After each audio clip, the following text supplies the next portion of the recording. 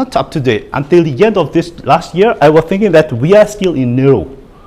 But seems like we are between this. But this is unknown breakthrough. Actually, there is a jump. We don't know when it's gonna come to the general AI. But I don't want to talk about general AI. General AI is like paired with human capabilities. We know, right? What's the AI capable nowadays? Is it narrow AI? But narrow AI is whatever model, whatever aspect you're gonna work, it's specified to do only one type of task, right? So it's very narrow. But it doesn't matter what level of your model, what type of data you have, what alternative data you bring it, and whatever interpretation you do, but still it's going to do in a narrow task. I don't want to, whatever name it is a model, okay? So when it comes to the general AI, it's supposed to be capable as a human. Means you put one question, it's supposed to find the semantic or the like identical connectivity to other areas, right?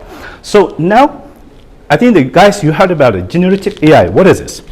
GPT-4, and just now you saw the image, right? Has been generated by the GAN or other things, right? Then this is against to responsible AI. That's what I want to talk about. Why? We are not in the way yet to get general AI because whatever generative AI or GPT-4, 5, 7, 6, until it doesn't become responsive AI, it will not be what I call it general AI. You got what I'm saying? Means that the gap between the narrow and general AI there means whatever is the researchers they are doing is supposed to be responsible AI. Responsible AI, who can explain? You know, right? What this means? I think you read the books and other things. Responsible AI is which is applicable to the business. Whatever happens, you are able to justify and intimidate. I mean, explain what is behind of this in a mathematical way or in a logical way. But whatever is happening in ChatGPT, you are not capable to explain. That's why everybody is worries about it. Okay, so rest, I think they're not important. Okay, what is the difference between why I'm talking about general AI? Because that's what I want to explain. Because our future, whatever you are, for example, you are just started to learn the data science or AI, or you are working in a company, or you have senior level, but you have to know what is the difference. For example, general AI and narrow AI. Compared to ability of the input data, processing is both of them capable to do unstructured or structured data, no problem with that. And processing approach, probabilistic, no problem. But the issue is here. For example, narrow AI is quite limited in a particular area. So general AI is supposed to be multiple areas, right? Then context awareness is supposed to be either like human brain, means to look for more wider. I mean, to find a solution to a particular task, you should look other points, for example, right?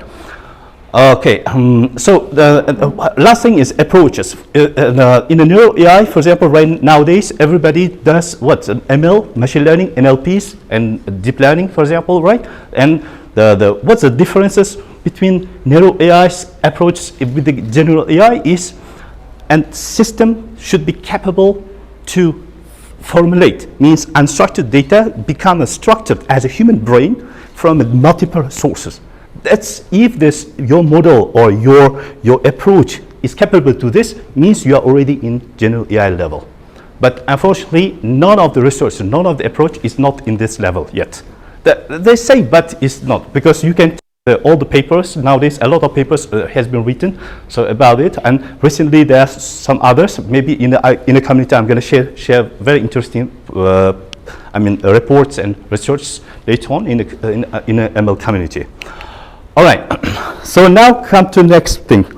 I think everybody knows, right? What kind of the jobs is going to disappear, what kind of job will appear. Why I'm going to present this one, I always show to my students in the data science. Why I present this? Because that's what everybody worries about, even the seniors, even the master experts of this field. Some of them, they're worrying about what's going to happen after 30 years or after 2015 or 2017. What's going to happen? I mean, nowadays, ChatGPT able to write a code, whatever you can, and they are generative. Even you can generate the whole entire videos, other things. But you see, you should not worry about it, because some jobs will disappear, new type of jobs will appear. But what the difference is, if you do analyze each of them, I don't want to spend because we have limited time. If you look at each of them, they're specifically specialized areas or particular domain. Means you should be able to gain the domain expertise. For example, you guys studied 5 years in data science, and you do learn by yourself. Then you start to work in a company, let's say in a financial company like does scoring, for example, or in other companies who does NLP, other things. But even I'm an expert or someone is senior, it's not easy to go into it. But you know why? Because it requires domain knowledge, as I said. Means that from now, become a data science means become a partially this expert or expert or someone who knows this area well enough. That's the requirement nowadays. That's the thing very much. If you aware of this, then if you know this, then easy for you to go. For example, recently we hired one of the PhD guy. He finished it from he did PhD in Lomonosov University in the Russian from a Russian guy. Quite experienced, but he just worked 2 or 3 months. He couldn't do. And this kind of scenario happened 3 times. We hired one Turkish guy. He also worked 1.5 months. Why? Because they experienced it very good because they work in other industry. But when it comes to the energy market, the domain huge. I mean, there are so many information, and there's each task has particular its own the format, own approach. So they are not capable to catch up this. You understand me? Study this. That's why they are not able to do the right things in their code, in their model. That's why they couldn't continue the work in the company. So I don't want to go to detail. Let me go to the second. For example, everybody knows about it, right? This is also, I always show to my students that how AI become. Nowadays, everyone say AI is new things. Actually, it's not. Even the Python language is older than Java. I think you heard about it. Or R language, for example. But AI is not new thing. It started from 1950s. But because of the big data, it's become a very dominant and very famous today. Actually, I say it's a fashion for a while, this area. But this is a future. I think that you heard, right? This one I also show a lot of time to my students that where we are is somewhere there, somewhere there. But what I'm talking about, I'm not talking about generative AI, other things. I'm talking about the responsible AI. Whatever is area you do, machine learning, deep learning, it doesn't matter, text analysis, voice, or working with images, videos, but whatever the responsible implementation in a business in domain, we are somewhere there nowadays, right? But those things is coming very in the nearest future, but we don't know exactly, for example, but really I'm afraid this cognitive cybersecurity level or automated or next generation cloud robotics, this kind of things is, I think they're quite advanced, and this is where we are going. And let me explain one thing. That's very important part and the main point of my presentation. Okay, for example, I have a student and he's studying and he's questioning me. Okay, I study 7 months in your group. What I do, I will teach them Python programming, foundation programming. It's actually required for them to learn this. Then second one is math in Python, then the data processing, then machine learning and deep learning and NLP. This is how our models and all the aspects has been built. But the big question that, okay, I study 7 months, once I gain where I can find a job. Definitely, he's just a fresh graduator. It's not easy to find a job in the market. What I do, I will try to help them to join our team to gain the kind of experiences, right? Skills. And so far now we have 2 startups has been created, especially on AI. One is Cradle, one is Stockler. There is another one is coming up very soon. That's what I'm working on. And the issue is here. Nowadays, you see the number of data is improving. Means everybody, every one of you in this room, you are contributing data in every second almost to the cloud, to the giants, isn't it? Right? Because you are moving, I'm writing, even I'm moving now, the phone in my back pocket, and he's calculating my steps, how many calories I'm spending. So it means every second, every action, every time, every milliseconds, I'm contributing data to big giants. But now tell me, what is the biggest top company in the Uzbekistan, which works with AI? let's say banks or other things. How much we are contributing data for them within the week, within the day, for example. Quite small, right?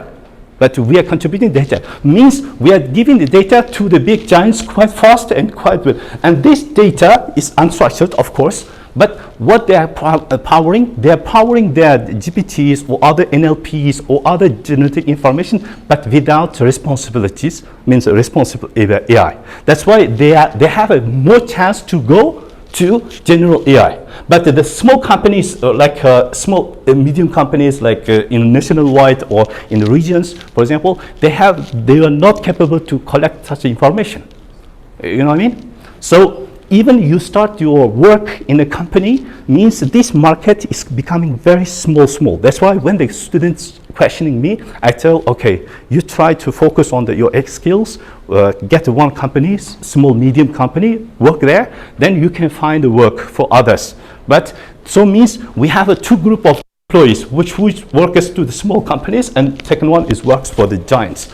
And giants, of course, gives a lot of opportunities over there. But the performance, other things I don't want to talk about because it's going to take, do we have time enough? Yep. So now, second part of my application, presentation is, so is it data science is a safe career to pursue? So a lot of people, they mix between AI, data science, other things. What AI makes means, we know, right? AI is makes the machine to think like human. Machine learning is just exploring data, it's statistics tool actually. But last time it was statistics, become nowadays machine learning actually. But then later on he will explain about how to use machine learning's metrics in different areas, for example, classification and regression or clustering, right? He will explain. But overall, whatever you do, the main point is what? Is the data, isn't it? So data has two types. One is based on this unstructured and semi-structured data you're going to use, but there are also another areas in deep learning. Nowadays is where quite no, but people also mix the data science is what? Data science is actually much wider than this. Before explain data science, let me explain machine learning and deep learning.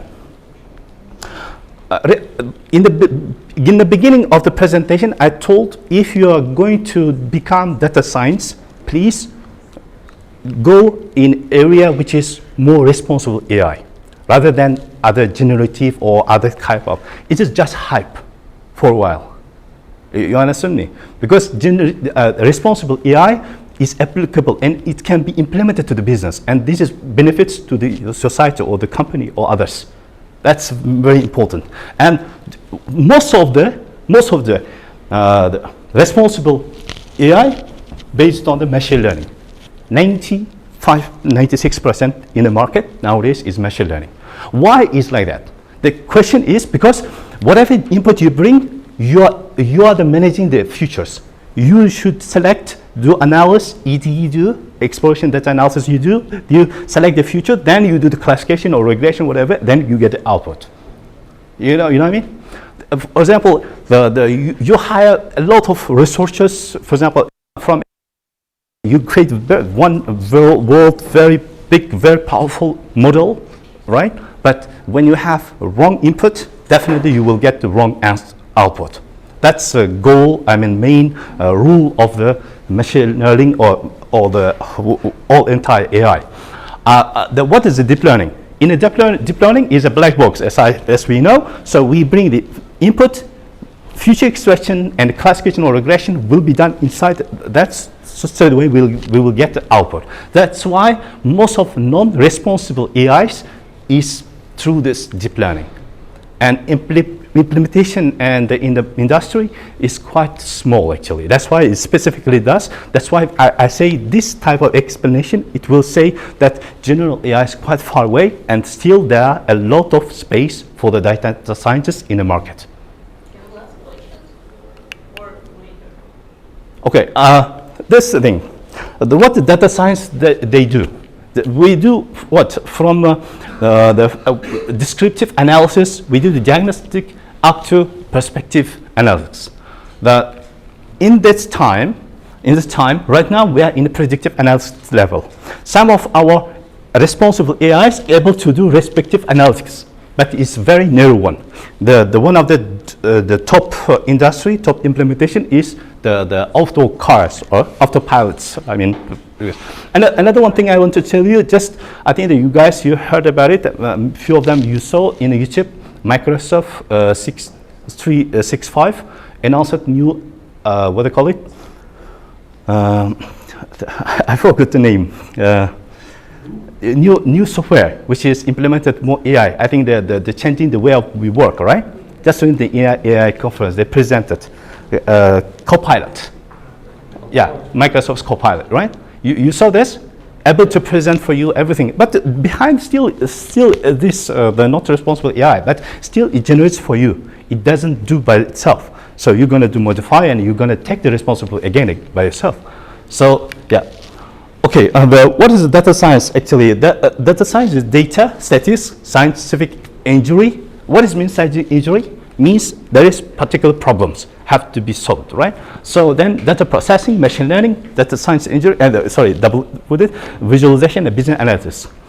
And before this, let me explain this. Why we do studies and we do implement this. Whatever the object and implementation you're going to do, you have this type of process you have.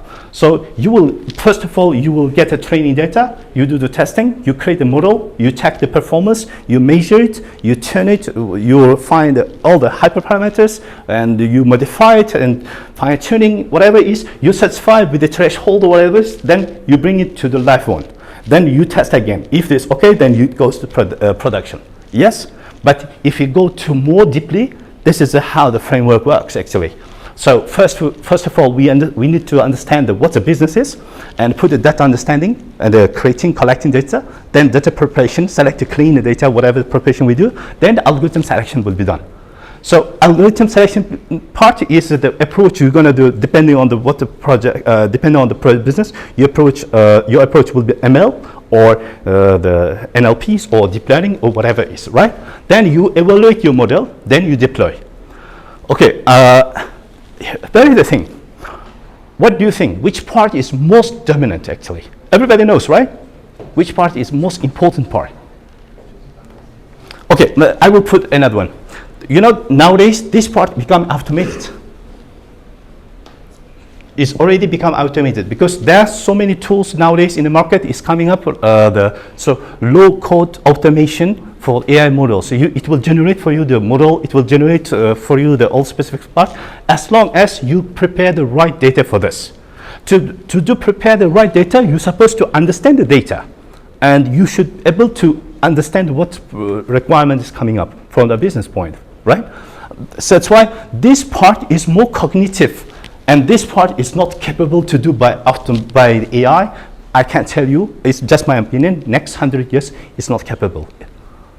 So it's, any AI model in the world next 100 years will not be capable to do such a kind of analysis and more wider domain in multiple, become as a responsible generative AI. But I can tell you within the 10 years maybe we will see a lot of general AIs which is not responsible, but is not able to implement in the market. But it will be implemented in the war, for example, or Halifax, I don't know, because there is no responsibility, to be honest. Because nowadays very easy to manage a drone in the war zone using the GPTs. You know what I mean? To put it all the images and it will come. You can use many objectives at this one, but this is not the way how the business our community is looking for. That's why it's not considered as a general AI. Okay, so another one thing I want to show you, we are third world country, Uzbekistan. But luckily we are developing and most of the industry is becoming digitalized. But still, I can tell you, I lived in Singapore 1.5 years, 2016, 2017. That time was good enough because good enough for me to understand how it works. Because Singapore is the #1 country in the world. The whole entire, even their population, even their kids, students, you know, kindergarten kids become a part of ERP. Whole entire country is like ERP. You understand me? That's why their level of digitalization is quite high to compare other countries. But still, there are so many areas, security, for example, law, office clearance, for example, registered nurses kind of stuff is not automated or not digitalized. Still, there are paperwork, other kind of stuff. You see what I'm saying? I'm not talking about Uzbekistan. Even you go to Russia, America, one of the very developed countries, or some other Europes, still there are the industries which is not enough or not digitalized enough for implementation. Means if you want to create kind of the AI model or to solve particular problem, you have to work by yourself. You have to convert the data to digitalize or do other things. For example, the personal care, this information. Is most of the places secure. There are so many the blocks comes. Obstacles comes to you to generate your code. So you need to find the proper data and find the alternative data from others. But it's gonna take too long, too much time. So what's my point is, means until this part of this areas is not digitalized enough, means still there are a lot of job for the data science, AI developers, others. And this one I just list up. I think you can enhance it later on if you see. Whatever business, whatever task, whatever type of activity you're gonna do, definitely you have a manual step, automation step, which is semi-automated or full automated, and then optimization, integration, connectivity, and goes so on. But how can I say? We talk like in the presentations, for example, right? In the training sessions or in the books, they say, okay, AI like that, but when it comes to the practice, when you go to the companies, they are still struggling. Everybody assumes that the company which is required, they hire data science. For example, one of my students now working in some other companies in the local, but they assume initially totally different thing. But in the reality, totally different. You know what I mean? It means still there are so many things to do for data scientists or AI experts. Okay, I just want to give the information for you. If someone is interested, I think everybody knows that's this URL. You can go there. I like this roadmap because they update always. They're very good detailed one. And the first thing is already clear. So if you want to become a data scientist, or someone's become as a deep learning, please don't go this way. He say it's the right way is go to learn the data science, learn the machine learning, then do the deep learning. If you want to become other engineers, of course you have to do. So they provide quite well the map, and I think this one quite wider. There's also another one roadmap is landscaping whole entire data science area. But here what I want to tell you one thing is during of our studies, because when I teach mentoring data science to my students, we use few projects, real life projects. Recently, one of the project was financial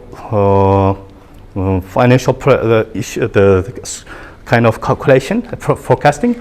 The next one is computer visioning for the face analysis and for the HR application. This one we use practically in our session.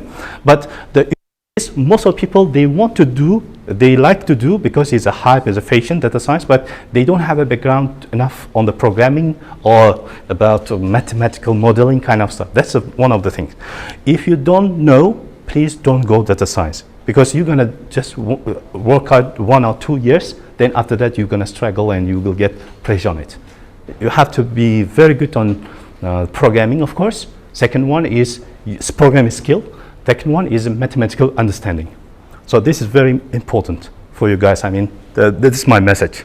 Please do this well, then go to AI and others. It will be quite easy, because rest is just hype. It's actually, when you go to inside, it's quite simple. Just working the text, image, and voice information is also become a text, or you have any signal data. Embedded systems comes from any tool. It's become also, again, numeric text information. So it could be unstructured or structured. So rest is just future generating or future extraction and exploring the data. Rest modeling is become already automated. That's why I say, please do your programming part is good, mathematical part good, then you can go through this kind of all the roadmaps to become a good data science, and there are a lot of opportunities in the market nowadays. Overall, that's all. If you have any question, please tell me, because I did more general, because next time I will make more specific. So if you have any question, please go ahead. Yeah.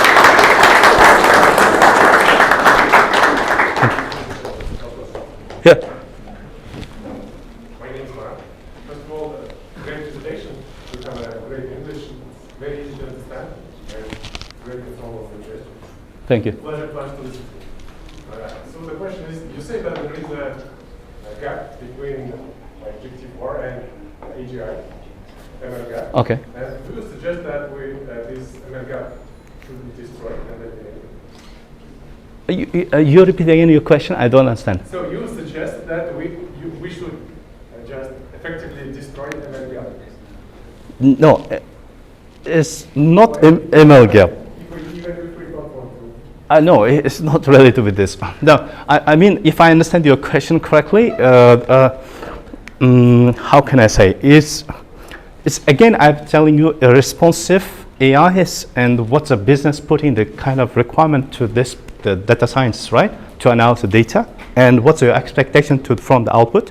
What's the performance of your model, and what's the metrics you're using, and how it can be scalable and transferred to other in the future, and how your model or your architecture is capable to implement or use other alternative data also to enhance your performance of your model. That's the thing.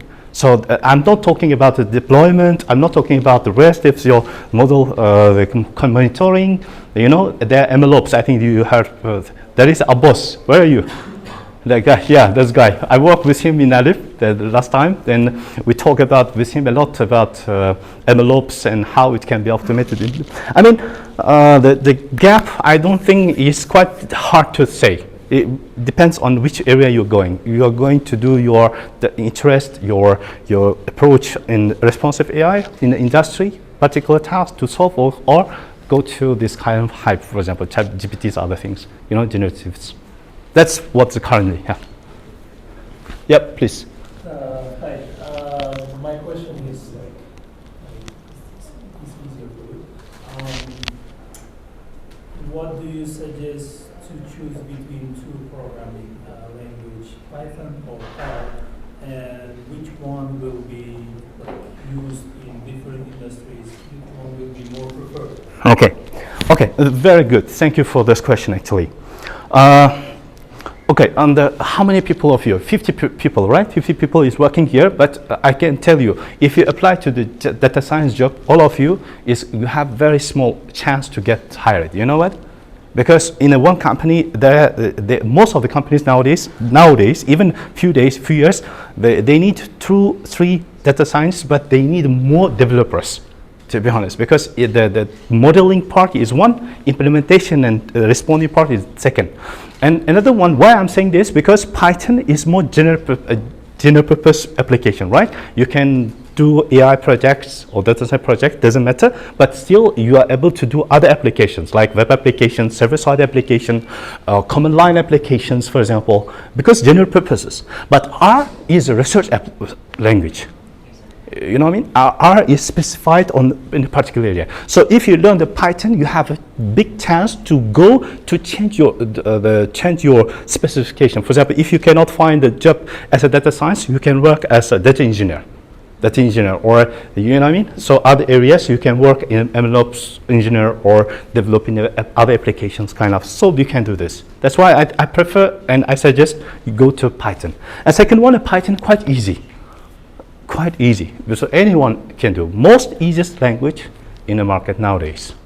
But still, I tell you that few people, few experts in the world, they say Python, and you know, I'll tell you one thing. This happened previously, and this happened again, and this is happening, it's going to be happening again. What I'm talking about. For example, that time when the people learned the Fortran, Pascal, basic You know this languages, right? Is the most fundamental basics. Actually, the most parent language is COBOL. And COBOL still use it in the Standard Chartered Bank. I saw by my eyes. I work with Indian people. Still you're using COBOL. You cannot imagine 40 years language, something like that. But still it's industry. That's why for the industry it doesn't matter. Because any industry technology will work more than 20, 15 years. It's going to be there. So what I want to say, that time, there's people say, okay, if you know the Fortran and the Pascal basics, easy for you to learn C++ or to move other Visual Basic, because Visual Basic was easy. Because and everybody is not capable to catch up C and C++ because the architecture is different and it's a bit difficult to catch up, to learn. But the people who are able to write the code in that language is easy to move to the Visual Basic. So this is happening today also same. Most of people who does PHP, for example, right, do simple things or understand the JavaScript a little bit, HTML, and at least knows how the input-output works. So easy for them to gain the Python compared to C#, for example, or Java. That's why I think that everybody Python created a lot of opportunity for the people, to become a program, right? That's why it has much better. Sorry, I make it very. No. There are actually things for the broader answer. Okay, yeah, please. Can you suggest more tools to learn? Yep. What do you say? More tools to learn. What do you mean in terms of what? You're doing the develop application. You want to do the AI or what? Like to become a data scientist or data analytics or machine learning. I mean, more tools like. I understand. Python, R, Tableau. Okay, guys, look. For example, we're talking about the data science, AI. You do the machine learning, deep learning, right? Doesn't matter what kind of approach you do, but you're going to solve particular task, right? But this particular task requires to do research, right? You do the R&Ds because what is this? R&D is you do the research and development R&Ds. So you do the input, your process is going to be, so you have output over here. So you measure whatever metrics you use, if machine learning or deep learning, doesn't matter, but your output you think is ready to implement in a business? No, that's why I say whatever is area is this is the output of the AI department or kind of stuff. Let's say AI department, they bring the code, this is research code, and this research code should be implemented. They need to convert to integration, means another department or this department supposed to write this implementation code again. Then it will be easy to integrate in the third parties, internally or others, you know what I mean? So it means, the output of the data researchers is not always ready to the implementation. It's not ready product. I always require, please write the integration code to your model. So at least easy for other developers to make it. That's why even here, a lot of tools you have to learn, you know what I mean? Because I'm talking about in terms of the data science, because we are talking our objective to the data science. I'm not talking about backend, front end, and the administrative part and the cloud, all the MLOps. I'm not talking it. Just talking about R&Ds.